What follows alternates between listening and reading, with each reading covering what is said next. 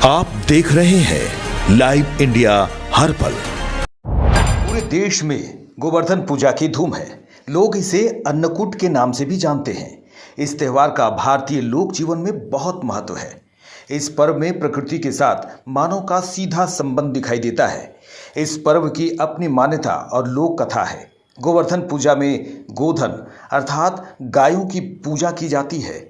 शास्त्रों में बताया गया है कि गाय उसी प्रकार पवित्र होती है जैसे नदियों में गंगा। गाय को देवी लक्ष्मी का स्वरूप भी कहा गया है। देवी लक्ष्मी जिस प्रकार सुख समृद्धि प्रदान करती है, उसी प्रकार गौ माता भी अपने दूध से स्वस्थ रूपी धन प्रदान करती है। इनका बछड़ा खेतों में अनाज उगाता है। ऐसे गौ संपूर्ण मानव जाति के लिए पूजनीय और आदरणीय है। गौ के प्रति श्रद्धा प्रकट करने के लिए ही कार्तिक शुक्ल पक्ष प्रतिपदा के दिन गोवर्धन की पूजा की जाती है और इसके प्रतीक के रूप में गाय की पूजा होती है। जब कृष्ण ने ब्रजवासियों को मूसलाधार वर्षा से बचाने के लिए 7 दिन तक गोवर्धन पर्वत को अपनी सबसे छोटी अंगुली पर उठाकर रखा और गोप गोपिकाएं उसकी छाया में सुखपूर्वक रहे, 7वें दिन भगवान ने गोवर्धन को नीचे रखा और प्रतिवर्ष गोवर्धन पूजा करके अन्नकूट उत्सव मनाने की आज्ञा दी। तभी से यह उत्सव अन्नकूट के नाम से मनाया जाने लगा। गोवर्धन पूजा के संबंध में एक लोक कथा प्रचलित है। कथा यह है कि देवराज इंद्र को अभिमान हो गया था, घमंड हो गया था। इंद्र का अभिमान चूर करने के लिए भगवान श्री कृष्ण, जो स्वयं लीलाधारी श्री हरि विष्णु के अवतार हैं, ने एक लीला रची। प्रभु के इस लीला में यूं हुआ कि एक दिन उन्होंने देखा कि सभी ब्रजवासी उत्तम पकवान बना रहे हैं और किसी पूजा की तैयारी में जुटे हैं। श्री कृष्ण ने बड़े भोलेपन से मैया यशोदा से प्रश्न किया, मैया, ये आप लोग किन की पूजा की तैयारी कर रहे हैं? कृष्ण की बातें सुनकर मैया बोली, लल्ला, हम देवराज इंद्र की पूजा के लिए अन्नकूट की तैयारी कर रहे हैं। मैया के ऐसा कहने पर श्री कृष्ण बोले, मैया, हम इंद्र की पूजा क्यों करते हैं? मैया ने कहा, वह वर्षा करते हैं जिससे अन्न की उपज होती है, उनसे हमारी गायों को चारा मिलता है।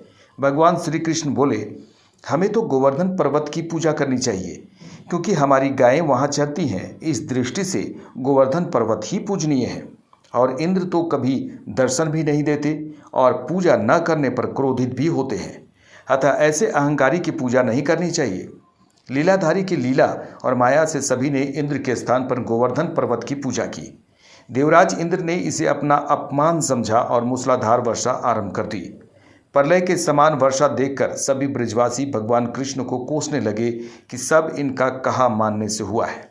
तब मुरलीधर ने उंगली कमर में डाली और अपनी कनिष्ठा उंगली पर पूरा गोवर्धन पर्वत उठा लिया और सभी ब्रजवासियों को उसमें अपने गाय और बछड़े समेत शरण लेने के लिए बुलाया।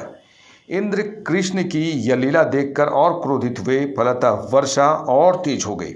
इंद्र का मान मर्दन के लिए तब श्री कृष्ण ने सुदर्शन चक्र से कहा कि आप पर्वत के ऊपर रहकर वर्षा की गति को नियंत्रण करें और शेषनाग से कहा कि आप मेड़ बनाकर पानी को पर्वत की ओर आने से रोकें।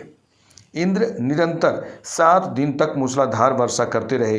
तब उन्हें लगा कि उनका सामना करने वाला कोई आम मनुष्य नहीं हो सकता। अतः वे ब्रह्मा जी के पास पहुँचे और सब वृतांत का सुनाया।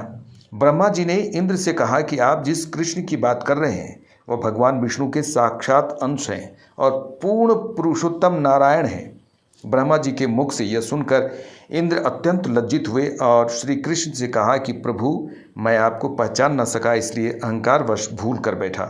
आप दयालु हैं और कृपालु भी, इसलिए मेरी भूल क्षमा करें। इसके पश्चात देवराज इंद्र ने मुरलीधर की पूजा कर उन्हें भोग लगाया। इस पौराणिक घटना के बाद से ही गोवर्धन पूजा की जाने लगी।